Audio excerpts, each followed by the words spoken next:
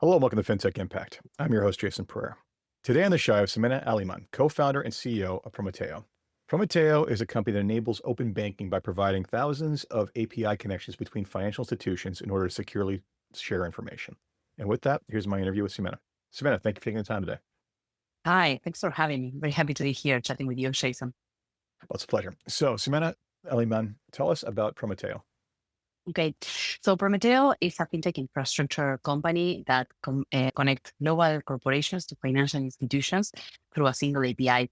So basically, what we do is we've created a layer, a unified layer across financial institutions that translates like the fragmented and siloed systems that financial institutions usually have into a single connectivity layer, into standard formats, and to complete data. And so basically, what we enable these global companies is to, through a single integration, interoperate with these financial institutions without having to rebuild the connectivity in each bank they want to connect to, in each country where they want to connect. Yeah, so you're addressing a major pain point, right? APIs are nice to transfer information, but there is an entire issue there surrounding the fact that every time you want to connect to an institution, it's connecting to their APIs and they have their own data rules and they have their own abilities and whatnot. And what you're doing is you're providing a standardized platform to kind of create one rule book effectively.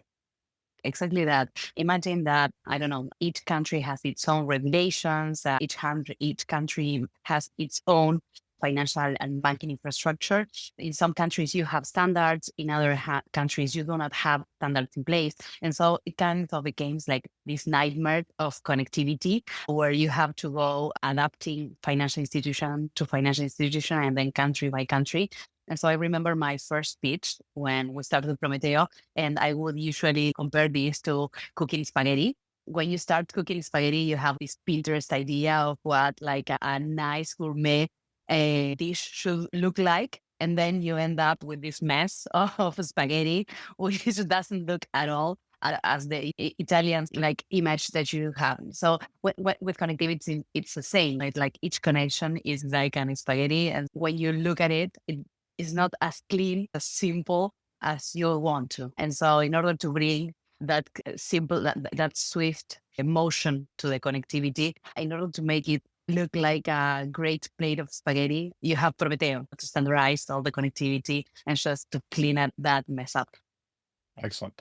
So talk to me about the origin of the company. How did it come to be? Okay, and so we started in 2018 building Prometeo. I'm based in Uruguay. I'm Uruguayan. My co-founders are from Uruguay as well. Prometeo actually comes from understanding in depth how necessary API infrastructure was to build a robust financial system in Latin America. And this comes back as to our experience as entrepreneurs. This Prometeo is our third startup. Before building Prometeo, we built a digital wallet and then a PFM, a personal finance manager. And so we understood firsthand the bottleneck that API infrastructure was for the region. And so at one point, it became obvious that this infrastructure was very necessary. And so other fintechs will connect to it and it will create like this even feel for builders, to build better financial tools and provide access to better financial services in the region. That was like the vision over 6 years ago. And I think that we were right. Time went by and we started collecting more information and validation across countries. It became obvious that this was a bottleneck, not just in Uruguay, but across the regions, across Latin America. And so we built like this huge highway of financial connectivity across Mexico, Brazil, Colombia, Peru, like long tail LatAm, like more than 10 countries. And then it also became quite obvious that there was a natural corridor between the U.S. and LatAm. And that was also a fragmented reality when you look at it from a financial perspective. You have very different financial architectures, very different financial players, but then you have also a corridor, like these two places want to work together. And there is a cross-border flow that comes and goes naturally. And so it makes sense to have the same integration to manage your operations through a single API. Okay. And so right now we are operating across this region, like more than 11 countries, but also providing connectivity through more than 50 others. And so with a single integration, our customers can do account verification, identity verification. They can do aggregation of balances and movements and workflows around moving the money, pay-ins and payouts. Excellent.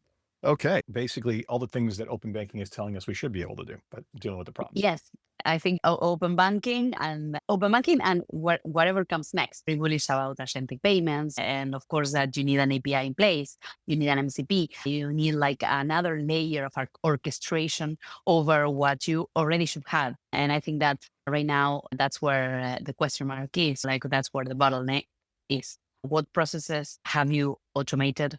Which processes have you not? And you should. Which processes we could help you to automate? Okay. So we're going to come back to the agentic conversation in a minute because I can't have a conversation at all that doesn't include AI these days, but that's a good thing. So before we get to, let's talk about your scope. You've done this across how many countries and how many banks? Okay, so right now we are integrating more than 7,000 financial institutions in 50 countries. Okay. So 50 countries, that's not a small lift when you get into languages, regulation, different, even different interpretations of how they should record data, currencies, you name it. So that's plenty. And again, how many data points would you say you're pushing between all these companies? I think I cannot translate it into data points. Yeah, it's a typical one. But The number of that number grows it. day by day, depending on what it is we're doing. Fair And enough. I think So, that's something that it's interesting that we've learned over time is that as we are putting in place standardization doesn't exist at the local level. And so something that we are always creating is like, how can we standardize the data points that we consider are the necessaries with the ones that are just missing at the local infrastructure. And talking about data points seems obvious, but usually what we try to do is just standardize the requirements that we have in our API to the local level and see how we can reunite fragmented information to complete information that our API requires in order to perform that standardization. And so I think that's perhaps why we don't translate it into data points. I don't know. fair enough. Give me an example. So let's talk about your clients, right? Other financial institutions, of course, reconciliation, transactions, whatever else. What other companies are you empowering through your Okay. I would say that we empower the financial sector overall, large financial institutions operating across many countries. That's our sweet spot, large banks, I would say. And we work with 2 of the 5 largest banks in the world. And then we work with the major brands in Latin America, of course. But then I would say that we work with insurers, we work with lending companies across the region, we work with ACHs, we work with fintechs, neobanks, wallets. Yeah, I would say like there's a possible use case for most of the financial players, but the sweet spot is large financial institutions operating in multiple countries. Yeah, that's where the That's money it. ends up in the end. So that makes perfect sense. Yeah. Yeah. Okay. All right. So you have, you basically are enabling this entire ecosystem. And how are you dealing with the regulatory aspects of this? They have to be different from country to country. Is this something that basically becomes a major bottleneck for you when you're deploying in a new country? Or are you just basically looking for countries where it would be easier in the first place? Yeah. I would say that we work in both scenarios with different levels of difficulty.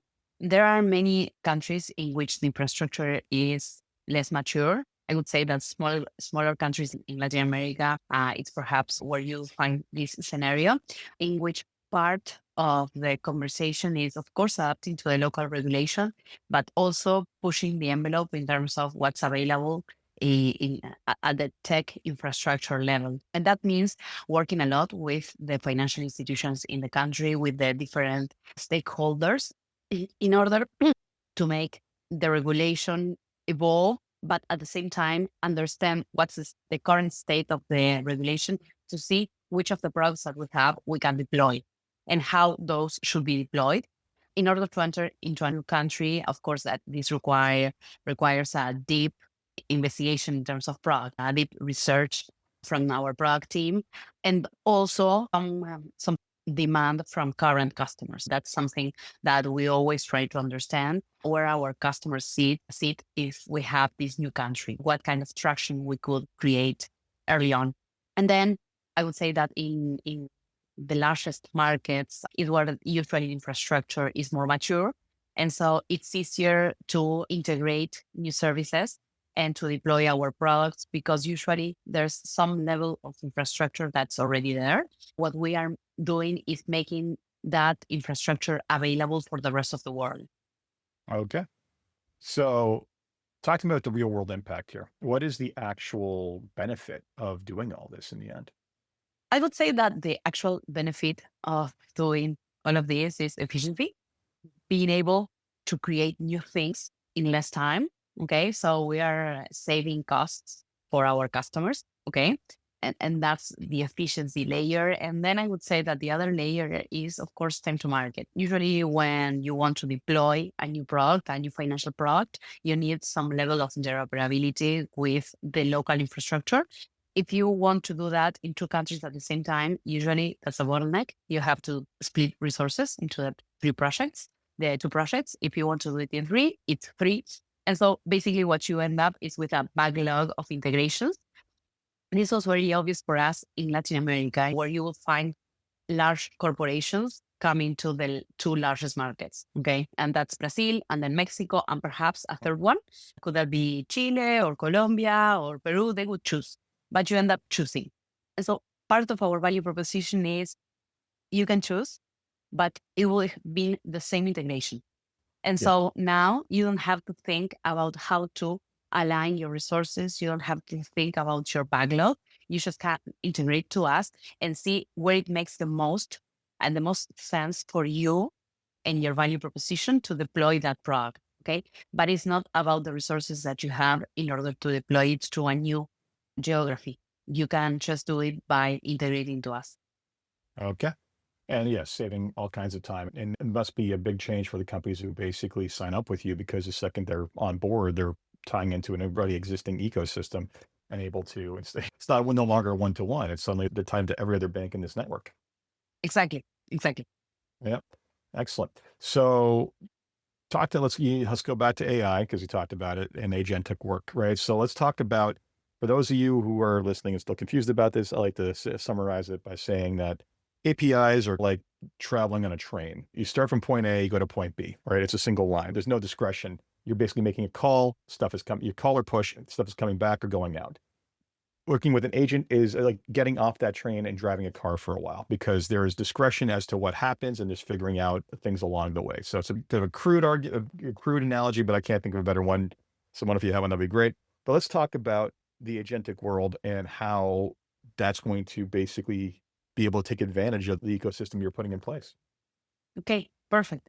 We're very bullish, as I mentioned, about AI and what it means at the level of infrastructure. I usually mention this idea like when we started pitching open banking in Latin America, and I'm talking about 2017, 2018, even before Prometeo. Usually used like this metaphor, okay, like we are building APIs and this is infrastructure and this is infrastructure because like in the future we will have different use cases. It's like as when the Romans built the first roads in Europe, they were not thinking about that as logistic. They were just thinking about moving their army, their soldiers from one point to another. And so that was the use case. But then that infrastructure was used for thousands of years to come to move wherever. And so for me, building API infrastructure in the financial sector, it was like that. And I would argue, okay, we can think about these two use cases like financial scoring, lending, and treasury management, but more of this will come in the future.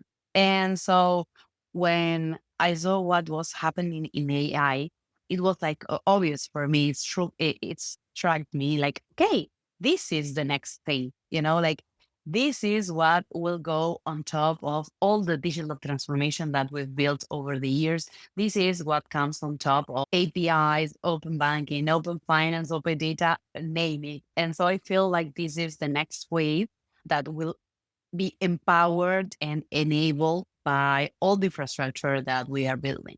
And so for us, getting into agentic payments was like a no-brainer. And so something that we have been building over I would say more than a year now is how can we prepare our infrastructure to be accessed, not by developers, but by agents. And I think that's a move. We have a documentation as any API first product. This is our guidelines, just this is the documentation, this is the sandbox. You can integrate and plug, and it's really simple, almost 2 weeks, and that's it. Very swift integration. And that was part of the value proposition. But we don't think that stands in 2 or more years. The distribution will change. And how our product will be distributed, it will be distributed by agents. And that is basically the play. And so we've prepared, packaged our product to be accessed by agents. Yeah, it makes sense. Every bank is going to effectively, first off, agents are only as good as the APIs and the data they sit on top. So that's the first thing. Definitely. So basically it needs that information, whether it creates an MCP in the middle or not, that's something else altogether. But effectively, in a lot of ways, again, the roads analogy is valuable there. What you've done is you've basically created the roads for something that was never foreseen in the future. And now you have the ability to enable all of this agentic framework stuff, whether it be by pushing information, setting up an MCP, whatever else it is, that they wouldn't be able to do without you, your foundational level. And in addition to that, Exactly. you could go so far, and you might go so far as to start standing up some agentic tools yourself, but every company's workflows are so uniquely different that maybe there's some things you can do that's universal for protocols, but in general, like, you wouldn't necessarily be doing that. You'd be basically letting people build their own. Exactly.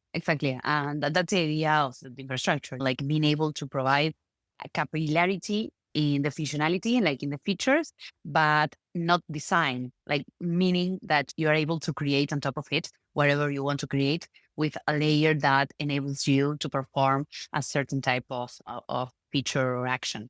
And I think that that's key in the future to come.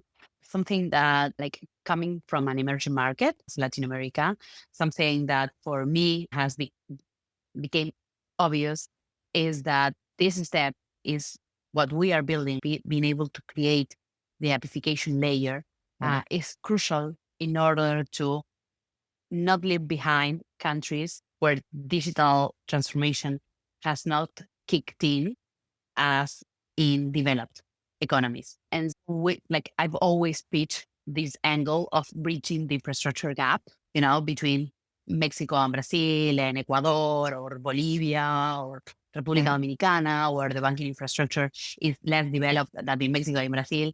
But at the same time, I'm witnessing agentic payments in the U.S. and Stripe with OpenAI and Visa, like building these rails. And that's not what's going to happen in LatAm, because in emerging markets, the drivers of digital payments adoption has not been credit card rails. Like the true drivers of digital payments have been like the local rails, what it's called alternative payments rails. And that's peer-to-peer rails that each economy has developed. I'm talking about the wallets in Colombia. I'm talking about Pix in Brazil. I'm talking about Transferencias in Argentina. And so, like, the real-time payments rails are much more important than the credit card rails. And so innovation has to happen at that level. The thing is that if you have those systems locked and siloed, they will never get agentic. And so how can you turn them agentic? That's our play. Yeah, I would also say your thinking is very empowering to those areas, but at the same time, while you may not be seeing the same thing, your starting point often determines your trajectory, right? So the good thing about those less developed nations is that when they come about and start doing things, they'll be building everything with more up-to-date and modern technology that people like you are providing. And if anything, as we've seen with payment systems in the US versus other countries, it's still an incredible pain in the butt. Your starting point often becomes an anchor as opposed to the point at which keeping you in the lead, right? So I can totally see a world where in a couple of years traveling through some of those countries, I'm impressed by the payment systems and other things I see because frankly, they started with a clean slate. Definitely. And I think that Pix is a testimony to that. Like the real-time payment system in Brazil, which is globally recognized as, I would say, the best peer-to-peer payment system in the world, even better than UPI with more traction and more impact, accounts for more than credit cards and debit card transactions combined. It has a penetration of, I think it's 99% of the people in Brazil, which is crazy. And I think that they've been able to do that because they've gathered a lot of experience from other geographies and mistakes across the world.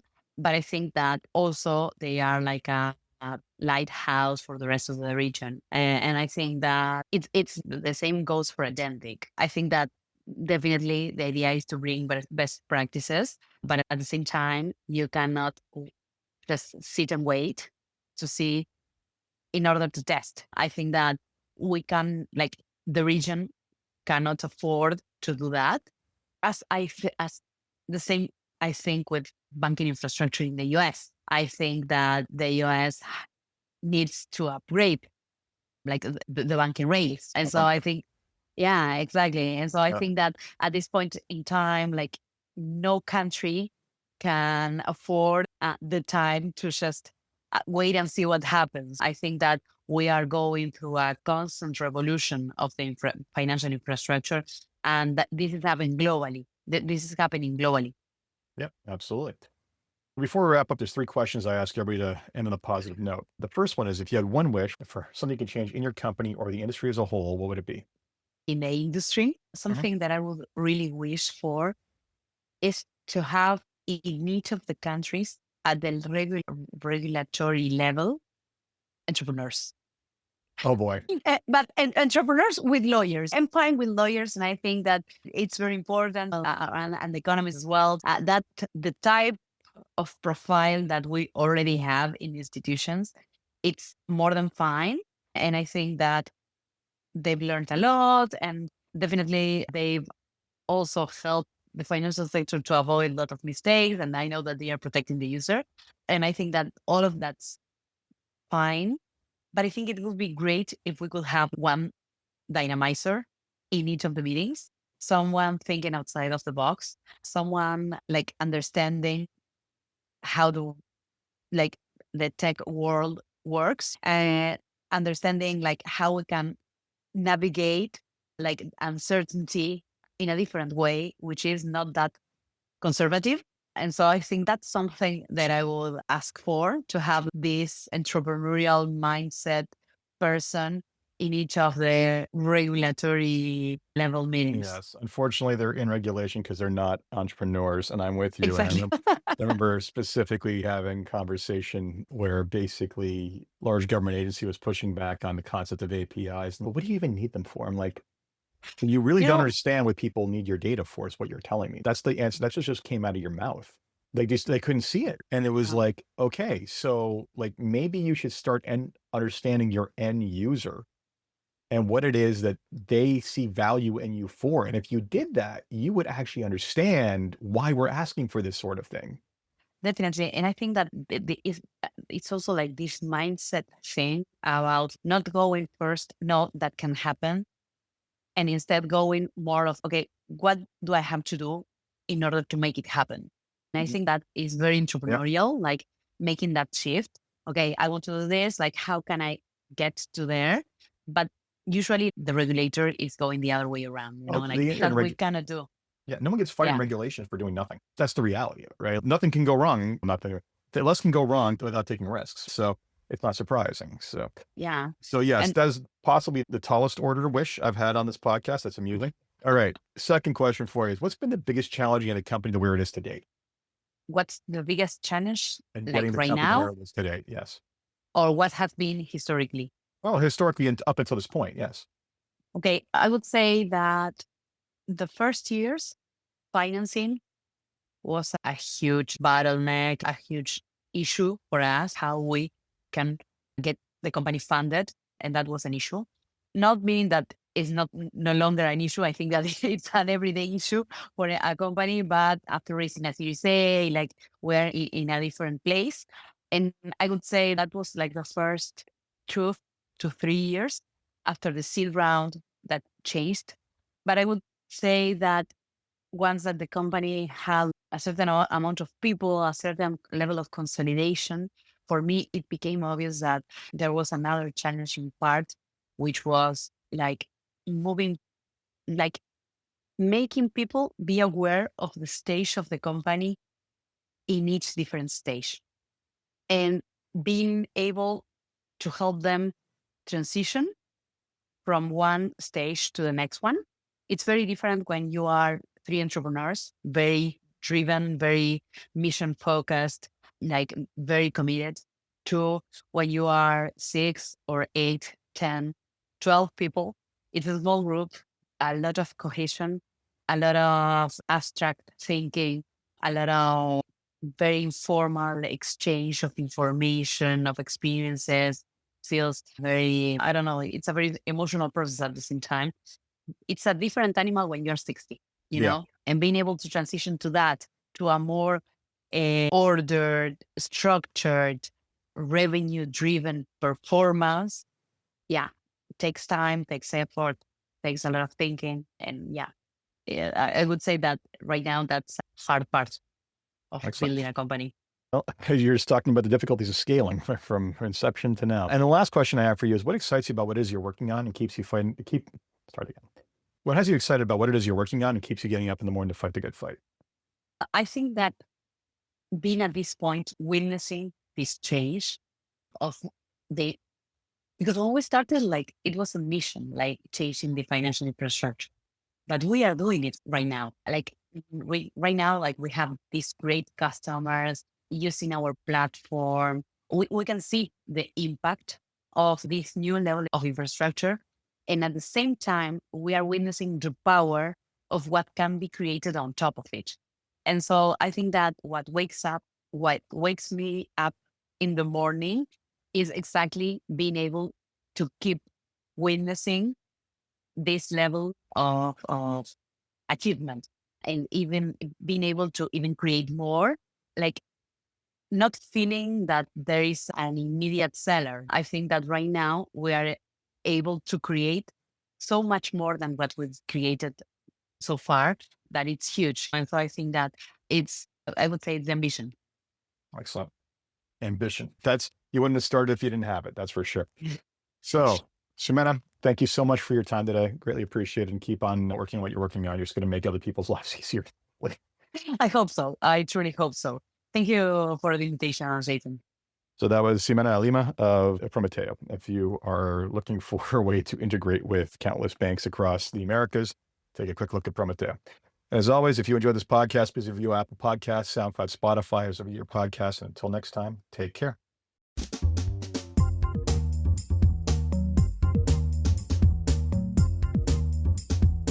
This podcast was brought to you by Woodgate Financial, an award-winning financial planning firm catering to high net worth individuals and their families.